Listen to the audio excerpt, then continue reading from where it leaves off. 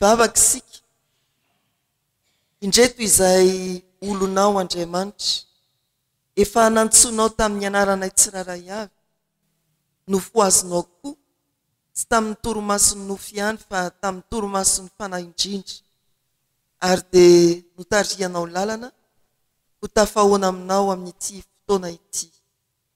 Misaotranao izahay fa lehibe ny fitiavanao ary tsy mety ritra ny famindramponao.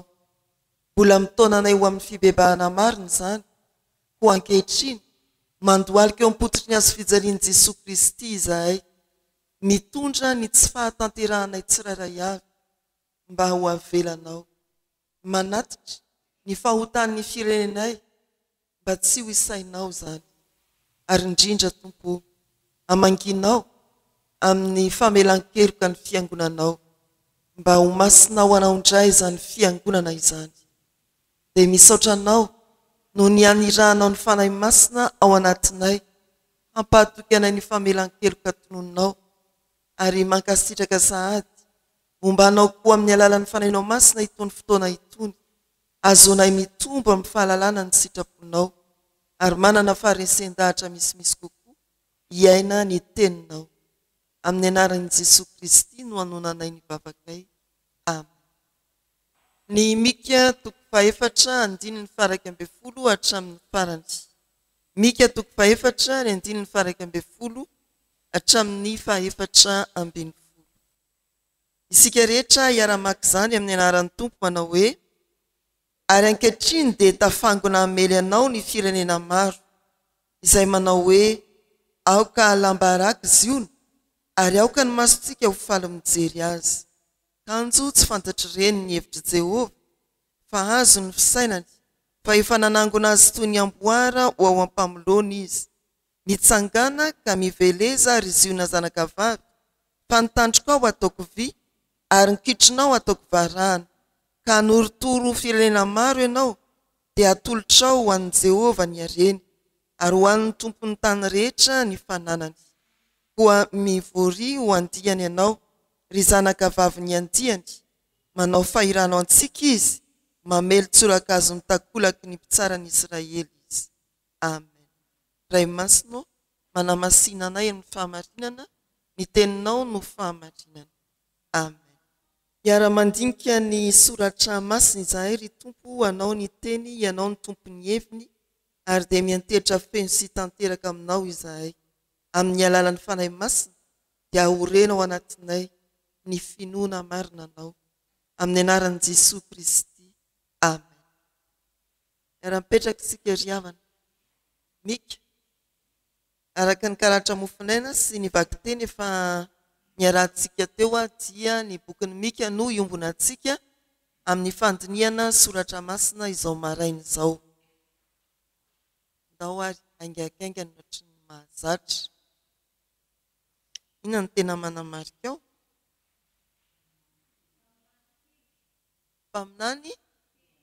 Mpaminany madinika, mpaminany kely. Tsy hoe ny vatany akory fa ny halavany faminaniana no ilazana hoe lehibe izy na kely. Misy toko 7. Misy perikôpa tena fiainantsika fiangonana ao amin'ny vanim-potoana manokana anankiray ao anatin'ny bokin'ny Mika io. Momba ny hoe ahoana izay? Ovinsika niaraka tamin'izany.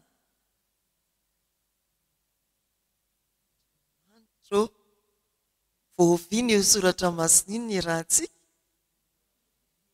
Any amin'ny satroka reo any izany. Tamin'ny fetiny reny.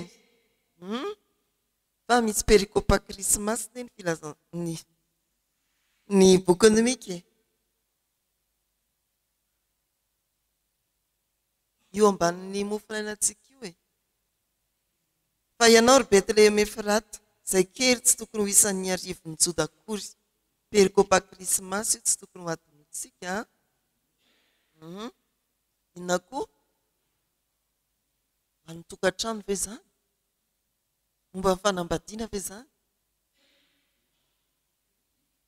momba ny ankonana. Izany mihitsy. Aloha ary avadika kely ilay baiboly any amin'ny Matthieu hoe avadio kely ilay hoe naverin'i Jesoa izy io. Any amin'ny izy io concordance tenany mihitsy.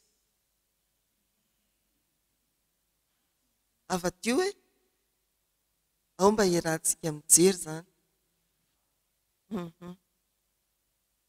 Aleo tsy alalininy io fa sody oziny io ilay haika hoe mpampirandrafy olona indray zany Jesoa. Zay moa ilay hoe hoy ny teny Ray aman-dreny teto tamin'ny sabotsy hoe raha totsika ka tsy mijery contexte dia very amin'ny fanazavana soratra masina.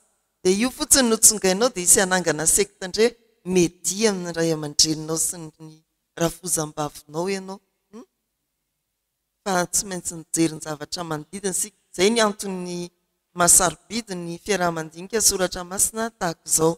Mbola misy manakambara ve manokana ny amin'ny mika? Na dia teny foana hoe filazantsara araka mika.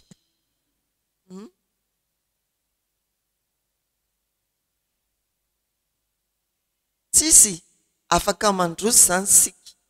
Hitanareo amin'ny endriky ny taratasy fa tena nafoezana dia nafoeziny ty fiarahamandinika soratra masina androanty na zany aza dia tsy miala amin'ny izay efa drafitra fanaontsika hatramin'izay.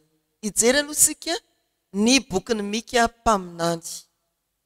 Ny hevitry ny anarana hoe mika dia alailaina amin'ny hoe miaika. Iza moa no tahaka ny Jehova. Zay ny hevitry ny anarana hoe mika. Izy dia naminany niaraka tamin'ny Osea sy Isaia. Osea dia nampinany tamin'ny tapany avaratry ny Israely, izany hoe ireo firenena 120 avaratra. Isaia sy Mika kosa dia naminany tamin'ny tapany atsimon'ny firenen'ny Israely dia Jody izany.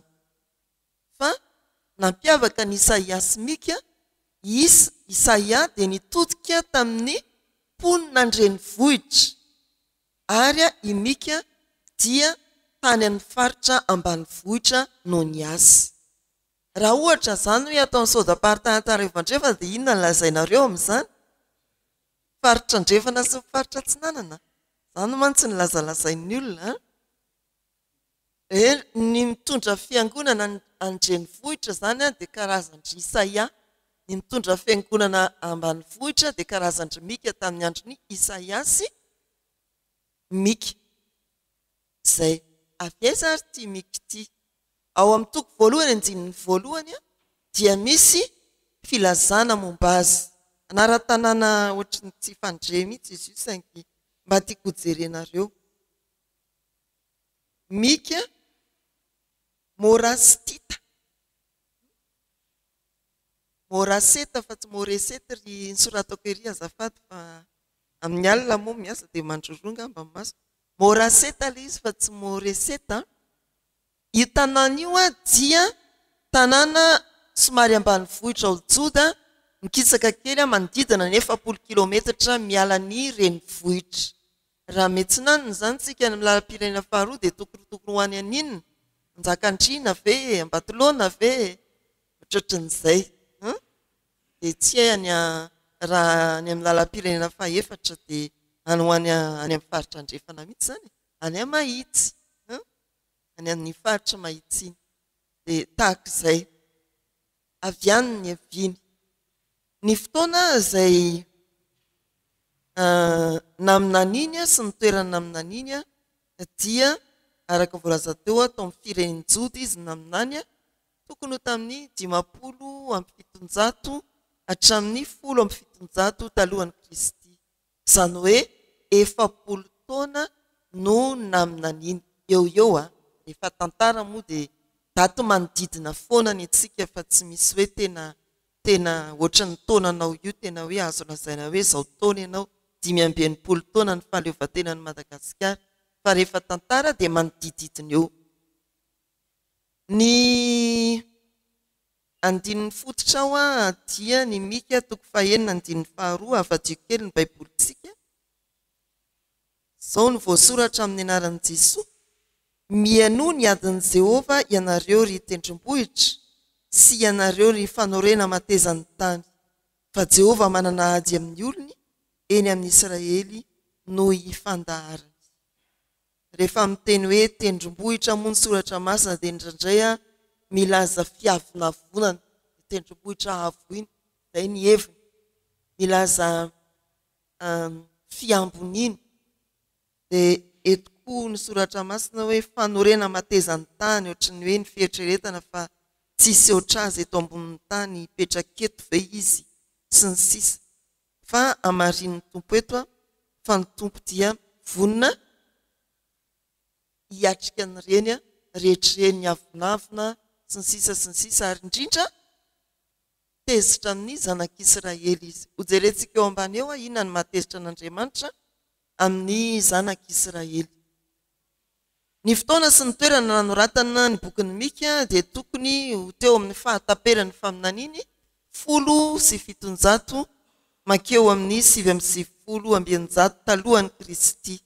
Asy hoe talohan'ny Kristy. Ary heverina hoe tao Andrenivohitra, tao Jerosalema nanoratana. Tsy hita moa hoe iza le nanoratra fa filazan'ny mpandinika sasany dia hoe Ezekia mpanjaka no nanoratra. Inona no antony sy ny zava-nisy manodidina ny faminaniny Mika. Tamin'ny andron'ny Mika mpaminany dia niaina tao anatin'ny fiarahamonina nanjakan'ny kolikoly ny zanak'Israely, firenen'i Joda na ny firenena avaratra aza dia izany koa raha mamaky ny bokin'ny Hosea izy. Ity kolikoly ity zany zareo dia tsy atao hoe tamin'ny fahatany gasy fotsiny, fa efa tamin'ny taonjato maro talohan'ny Kristy. Dia mahagaga mbola eto amin'izao tontolo izao izy manakakehitriny. Niaina tao anatin'ny fiarahamonina nanjakan'ny kolikoly, ny fanaovana tsindry azo lena, ny mahantra sy ny tantsaha, mbola iainantsika izany raha eto amin'ny nositsika. Ny fisian'ny mpaminany sandoka izany hoe tsy fahadsoana ara-piarahamonina ihany fa tonga teo amin'ny ara-panahy koa ny fiarahamonina tamin'ny faminaniny Mika. Naniry ny mpaminany sandoka, ny roborobo ny faminaniana tsy araka an'Andriamanitra. Dia izany no nitondrany Mika afatra ho an'ny firenen'i Joda. Inona ary le afatra? Ny foto-kevitra atao anatin'ny bokin'ny Mika dia ny hoe Andriamanitra mitsara manoloana an'ireo faharatsian'ireo. Tezitra amin'ireo faharatsian'ireo Andriamanitra ka mitsara ny fiangonana, miteny amin'ny fiarahamonina koa. Fa toy ny afatry ny mpaminany rehetra, na dia manapotsipotsitra ny fahadsoana aza ny mpaminany dia mitaona ho amin'ny fibebahana ary mitory ny famindram-po sy ny famonjena. Izay foana ny afatry ny mpaminany, mandraka androany, potsipotsery ny fahadsoana, avotra ny faharatsiana, fa toriany koa ny famonjena mba ahatonga ny olona hibebaka ka ahazo sy hiaina izany famonjena izany. Izay ny afatry ny mpaminany, tsy mijanona amin'ny hoe nareo dia zao dia zao dia zao dia zao, tena ratsy mihitsy tsia, fa andao hiarina dia hiverina amin'Andriamanitra, hibebaka sika mba handray famonjena. Ary izay ny afatra nentin'ny mpaminany Mika manoloana ny faharatsian'ny ny fiarahamonina, ny mpaminany sandoka tao amin'ny firenen'i Joda. Fa mikasika koa ny firenena tavaratra izy natao Joda aza ny tena ny fantohany, manoloana ny tsindry azo lena, ny fanaovana tsinotsinona ny tambanivohitra sy ny tantsaha, nanakambara tamin'izany Andriamanitra tamin'ny alalan'ny mpaminany Mika. Ny drafitry ny boky mizara telo ny drafitry ny boky. Ny voalohany dia ny fitsarana sy fampitandremana. Amin'ny teny hoe fitsarana moa dia tena ny filazana ny fahadsoana avy amin'Andriamanitra. Ilazan'Andriamanitra amin'ny alalan'ny mpaminany Mika hoe misy fahadsoana, misy ratsy mitranga eo amin'ny fiarahamonina, ary dia mampitandrina amin'izany ny mpaminany Mika andininy voalohany hatramin'ny fahatelo. Ao amin'ny toko voalohany hatramin'ny toko fahatelo. Amin'ny toko fahaefatra hatramin'ny toko fahadimy izay mandray ato amin'ity anjara mofinaintsika ity dia fampanantenana. Atsika teo mivaky tenitsika fampanantenana fandresena ho an'ny zanak'Israely izay ataon'Andriamanitra manoloana ny ady izay hatrehany. Ary farany dia ny hoe fiampangana sy famindrampo. Eo ny fiampangana fatoriany ny mpaminany koa ny famindrampon'Andriamanitra. Toko fahaenina hatramin'ny toko fahafito. Mikasika ny anjara mofinainantsika ny faharoa fahatelo fahaefatra dia ao anatin'izany avokoa. Ny anjara mofinainantsika ny toko fahaefatra andiny ny faharaiky ambin'ny folo hatramin'ny fahaefatra ambin'ny folo dia filazana fa ireo firenena dia miangona, tsy hoe miara-manangona azafady, miara-miangona, tsy hoe miara-mivavaka akory, fa mamondrona hery mba hanohitra ny fiangonan'Andriamanitra. Raha miteny ny soratra masina hoe ziona, mety hiteny toerana raha jeografia izy dia tena ilay toerana misy ny tempoly tokoa, fa miteny ny olona monina ao ziona koa izy. Raha miteny ny soratra masina indraindray hoe joda dia miteny toerana raha jeografia izy fa mety milaza ny vahoaka monina ao joda koa. Raha miteny sika hoe Antananarivo dia mety milaza ny afovoantany izany fa dia hanondro koa ny mponina afovoantany. Izay raha ny soratra masina miresaka amintsika.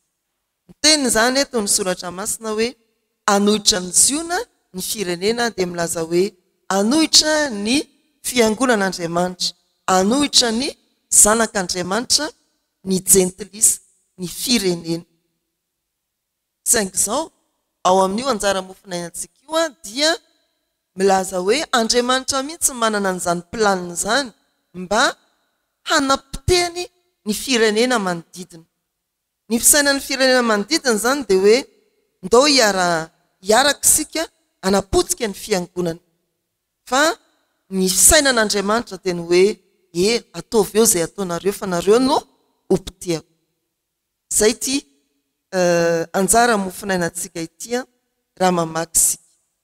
Dia ilazana koa hoe ampidirin'Andriamanitra ao anatin'ny olana ny fiangonana mba azahoany mahatsapa ny fahefan'Andriamanitra mamonjy.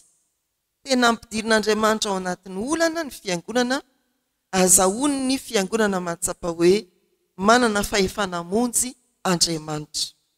Izay moa no hevitry ny perikopantsika hoe anotompo ny fahefana. Atao amin'izao anjara mofinainantsika izao dia azo lazaina ny hoe tompo ny fahefana amin'ny famonjena manoloana ny ady sy ny fahavalo ny fiangonana Andriamanitra. Ndao ary sika hijery voambolana anankitelo ao anatin'ity perikopa ity. Eo amin'ny andininy faharoa ambin'ny folo. Misy teny manao hoe eo amin'ny tapany farany eo fa efa nanangona azy toy ny amboara ho ao ampamolona izy. Ery amin'ny andininy faraiky ambin'ny folo ny filazana dia hoe ary ankehitriny dia tafangona amely anao ny firenena maro. Eo dia milaza hoe le fanazavana ery ambony niara-niangona s'assemblée ny teny vahiny. Io ny dikany amin'ny teny hebreo kabatsy. Ny dikany eto amin'ilay andininy faharoa ambin'ny folo azafady samihafa ireo voambolan'ireo. Ny iray izany dia hoe niara-niangona, izy tenany ihany fanakaikaiky teo fa ity kosa indray nangonina. Adika hoe nangonina na natambatra fa misy heviny koa hoe nafangaro. Nafangaro izany tsy hita intsony hoe sira sa rano, fa lasa rano tsiry. Nafangaro ao, nafangaron'Andriamanitra. Tena hoe efa tao anatin'izany zany inona ny hevitra izany? raha sira sy rano ny eritreretintsika tsy hitantsony ny sira tsy hitantsony ny rano dia inona zany efa nasain'Andriamanitra ny fandevo natao zany ry zareo. Azonareo ve le evitenin'ny baiboly reria s'assemblée zany hoe ndao hiaraka e fa ato nangonon'Andriamanitra voambolana dia dika hoe nafangaron'Andriamanitra ohatry ny siramamy sy ny sira tsy hitantsony rehefa aveo izany siramamy izany sira raha vovony aloha fa raha ohatra vaingatsira kosa ohatra ny hita ihany ohatra ny rano sy ny siramamy tsy fantatra tsony aiza le siramamy teo aiza le rano teo fa lasa rano siramamy dia izay mihitsy ilay hevitreto raha miteny ny soratra masina hoe nanangona Andriamanitra dia milaza zany fa nasain'Andriamanitra ny fandevo natao izy. Ataoko levona ozy ny sasan'izay.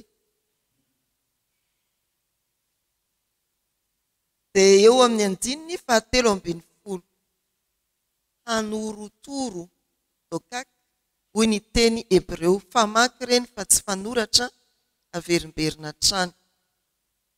Ndika hoe mamaky na mandrava tanteraka hoy ny soratra masina. Hanorotoro firenena maro ianao, hanorotoro firenena maro ianao, mamaky na mandrava tanteraka. Izany koa dia voambolana fampiasa miady. Inona no hoe mandrava?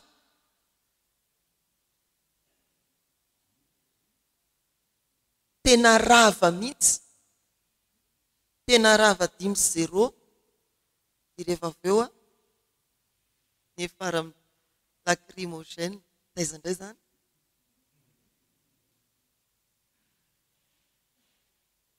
fifaliana mefara amin'ny lacrymogène. Izay le izy ny tiana lazaina dia hoe le fandravana tanteraka tena hoe rava potika tanteraka ny fahavalo. Hanorotoro moa voambolana voamaika manamafy satria mahatsiaro hoe atotototoana ohatry ny sira ve tototoana tena torotoro torotoro rava tanteraka vaky lasa hoe izy le nitambatra teo lasa misaraka. Zany koa heviny azo kirina ao anatin'io voambolana io mamaky mandrava tanteraka manorotoro ireny zany dia ahafahantsika mamoaka heviteny azona mandravitra toriteny anankiray. Raha io tapaka andinina io zany no raisitsika dia efahantsika lazana hoe eo natrehan'Andriamanitra ny fahavalo dia vakivakiana sarak'izay. Eo natrehan'Andriamanitra mampiasa ny fahefany Andriamanitra maninona manorotoro potika tanteraka mandrava. Ireo dia efa mizara telo ny toriteny-tsika. Hevitra samihafa saingy samy manana ny lanjandreo ary azo amafisina mba azahoany ny fiangonana ny hevitry ny soratra masina. Eo amin'ny 9:17 ihany misy hoe atolotrao. Raha toka ny voambolana fototra dia no hoe kadasy zany hoe hamasinina. Raha mamaky zany tsika ka soloana ny voambolana no hoe dia atolotrao dia lasa milaza hoe dia hamasinanao ho an'i Jehova ny hareny. Andriamanitra manorotoro ny firenena izay nihevitra andresiny ny zanak'Israely fa ny zanak'Israely kosa no asain'Andriamanitra manana fahefana anolotra ny haren'ireo firenena resy ireo ho an'Andriamanitra.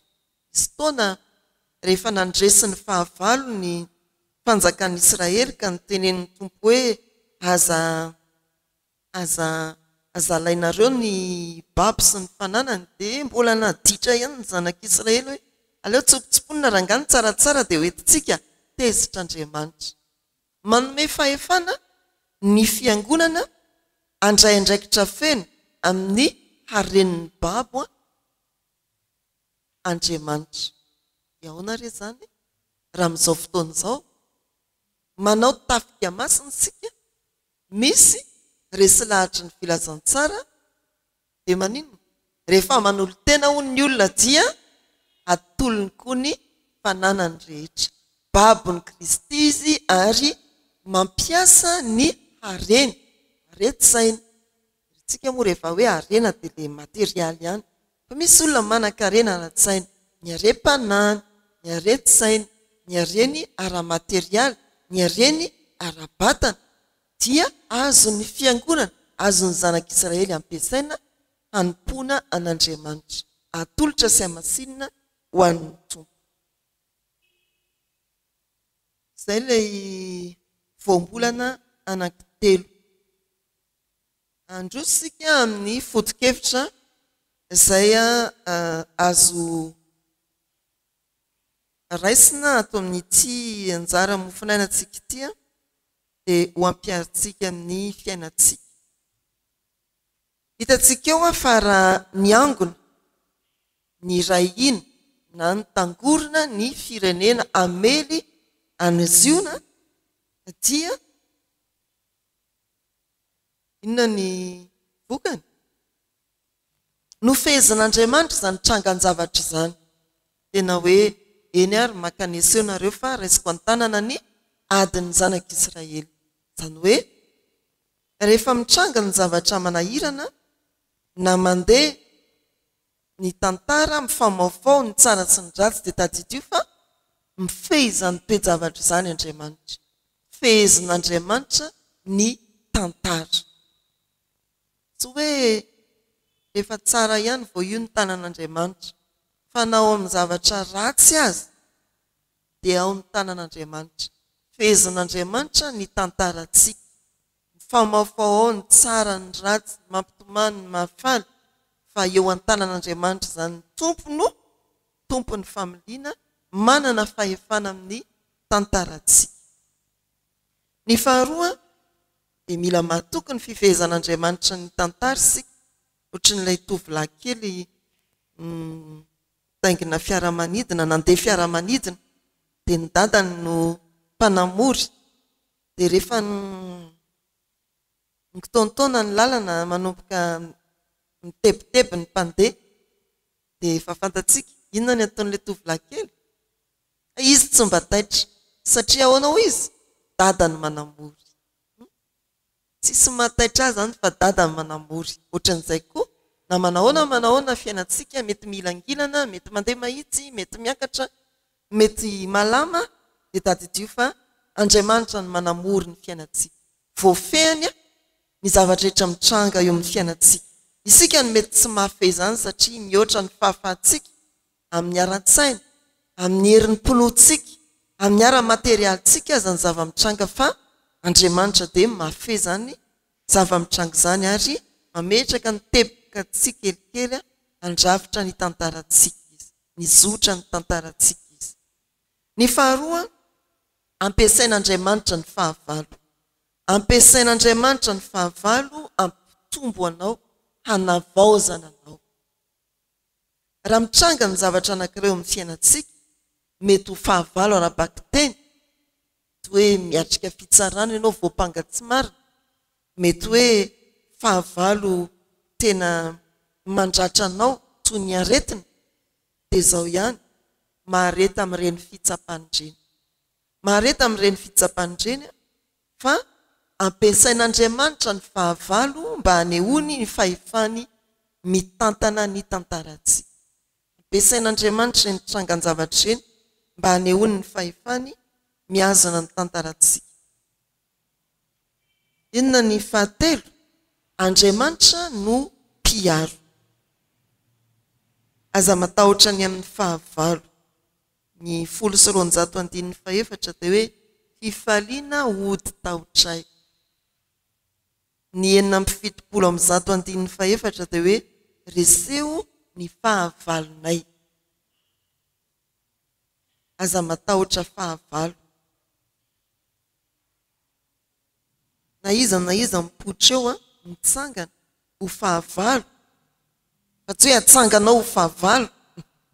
Izay ilay toriteny tamin'ny Sabotsy. Iza mitsangana ho fahavalonao, aza matahotra azy. Matokiana izany Andriamanitra manana fahefana hiaro anao izany. Na iza mitsangana ho fahavalon'ny fiangonana, tahaka ny angonany reto firenena amely ny zanak'Israely, dia matokia aza matahotra ny fahavalo isika. Eo Andriamanitra hiaro. Ny fahaefatra, natao hanomezana voninahitr'Andriamanitra ny fananana. Ho an'izay rehetra resy lahatra ny filazantsara dia tadidio fa toy ilay zana-biriky mifatotra izay rehetra ananatsika. Mbola averina ihany ny fananana tsy hoe ny tany, ny trano, ny vola, fa fanananao na io endrika amam-bikanao io azy. Tsisy manana ohatran'io eto ambonin'ny tany. Dana le fahazo atao skanera daholo ny olona rehetra fa ianao ihany ny manana ny miavaka ianao. Areny io ampiasao atolory an'Andriamanitra ho fanompoana azy. Ao anatin'ny mombanao io ny sainao, miarety-sainao. Tena milofo mihitsy ny manam-pahaizana mampiasa ny fahaizana ho an'izao tontolo izao, ho an'ny fireneny, ho an'ny toeram-piasany. Fa ataovy miainga aty am-piangonana izany raha olona resy lahatra ianao. Ampiasao ny rondoanao mba hanompoana an'Andriamanitra. Satria za tsy miasa saina amin'izany.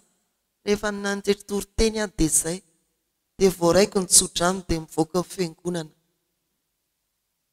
Dia lasa ampiasainao any an-tokotany fiangonana any amin'ny fiarahamonina any ilay saina, sarobidy no men'Andriamanitra anao. Misy olona ane izany mihitsy. Ny anay ampy anay rehefa mivavaka dia nanao rakitra dia lasa izay mody. Fa mba aiza ilay arem-pahasoavana any amintsika. Rehefa tena resy lahatra, lasa babo isika, avy any amin'ny jentilisa, avy any amin'ny firenena tsy nahalala an'Andriamanitra, dia azo ny fiangonana ampiasaina ny arenao ary atolory izany hanompoana an'Andriamanitra. Natao hanomezana voninahitra an'Andriamanitra ny fananana ampiasao hanompoana azy ireny. Fananana ny fahasalamanao. Efa miandry any ampandriana ny hopitaly vao anao voady hoe raha sitrany eto dia tsy hitsahatra ny ampandray. Rehefa aveo ianao tsy sitrana fa nivadika ianao no nampandraisina. Ahoana ny andro marary izay vao anao voady? Tsy efa vita teto ve mifanekeny? Daoarisika. Fadimy mamarana azy dia ny hoe ny vahoaka an'Andriamanitra dia fitaovana amin'ny famonjeny. Io tantara ny fiangonana io dia anehoan'Andriamanitra ny tantara-pamonjeny. Manomboka ny amin'ny faharinan'izao tontolo izao ny tantaram-piangonana fa tsy teo amin'ny Jesosy Kristy na ny asan'ny apôstôly. Tany dia efa najoron'Andriamanitra ny fiangonana. Nahary olona izy mba hanjaka amin'izao tontolo izao. Oloharan'ny-pamonjeny. Izay ilay planin'Andriamanitra. Vahoaka an'Andriamanitra dia fitaovana amin'ny famonjeny. Nanomboka tamin'ny Adama sy Madama izany hoy ilay mpampianatra maro. Adama sy ny vadiny ary mandraka ankehitriny. Napetraka ny olombelona mba hitandrina ny zavaboarin'Andriamanitra. Napetraka ny fiangonana mba ho fahazavana sy fanasina eto amin'izao tontolo izao. Izany no iraka ampanaovin'Andriamanitra ny fiangonana. Ary tokony hijoro, tsy maintsy mijoro. Amin'izany isika amin'ny alalan'ny finoana izay efa nahidan'Andriamanitra ampy-mizara ao anatintsika tsirairay avy. Ireo ary ilay foto-kevitra 5 ry havana. Ahafahantsika hiainana indray miainga amin'ity anjara mofinainantsika ity. Matokia fa voafehan'Andriamanitra ny zava-mitranga sy misy eo amin'ny tantarantsika tsirairay, na ny ankonantsika, na ny fianakaviantsika, na ny fiarahamonina sy ny firenena eny izao tontolo izao. Voafehan'Andriamanitra. Mahareta amin'izay mety fitsapana dia aza matahotra ny fahavalo izay manodidina antsika fa mijoro hatrany. Ampiasao raha resy lahatra ny filazantsara ianao, babon'ny Kristy ianao dia aoka ampiasaintsika ny mponan'Andriamanitra ny harena nomeny antsika. Mijoro amin'ny finoana mba ho tanam-pamonjena ho an'izao tontolo izao. Hivavaka isika ry havana. Dia mbola misaotra anao izay ry Tompo Andriamanitray no ny hatsaram-ponao namelanay hanana anjara tsara teo an-tongotrao tamin'ity maraina ity. Misaotra ny amin'ny fahafantaranay bebe kokoa ny bokin'ny Mika, mankasitraka no ireo hevitra azonay ampiarina eo amin'ny fiainanay momba ny anjara mofinainanay tamin'ity maraina ity.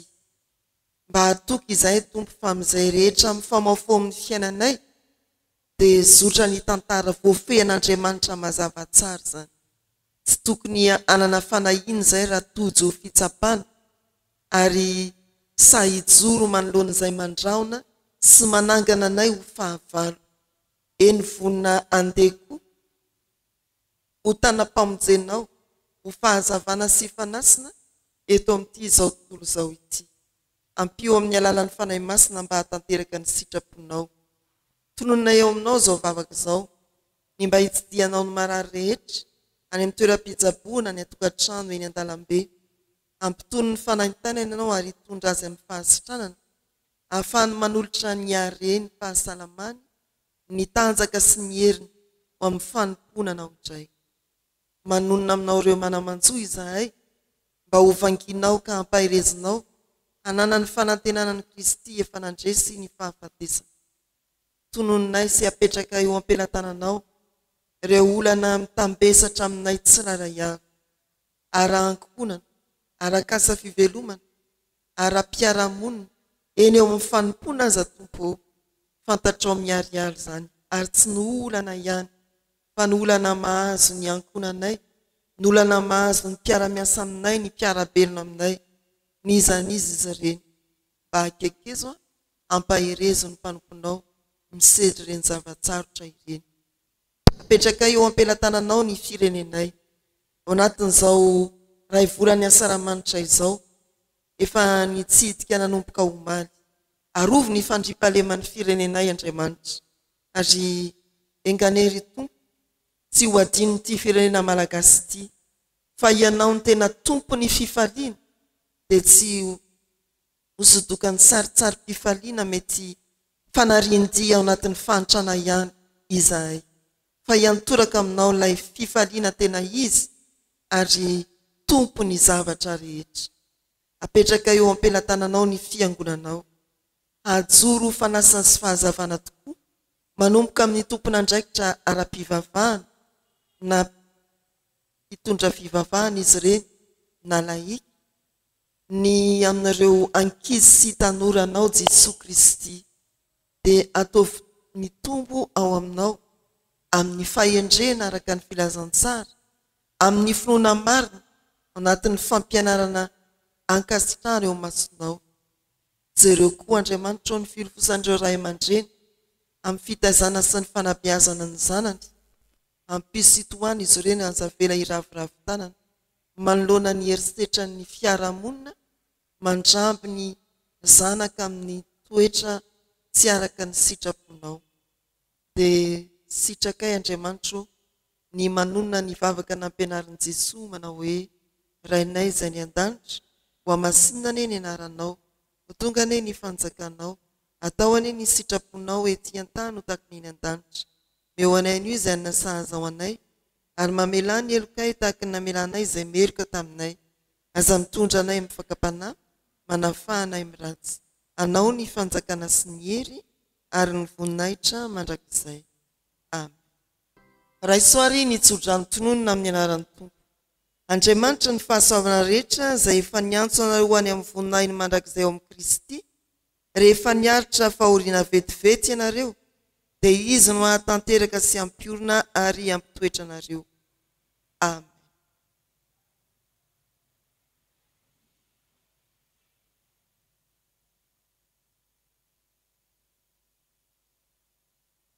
Ho an'Andriamanitra irery ihany ny voninahitra amin'ny anaran'ny Ray sy ny Zanaka ary ny fanahy masina.